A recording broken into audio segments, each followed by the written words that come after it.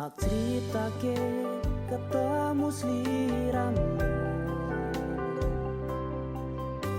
ora tak bayangke iso kenalan.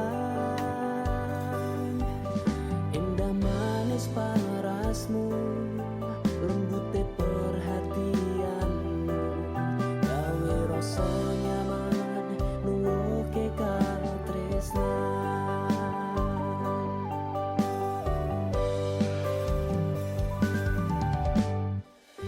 Senajan sedelo senenge atiku, kowe bisa ngukir tresno, ojo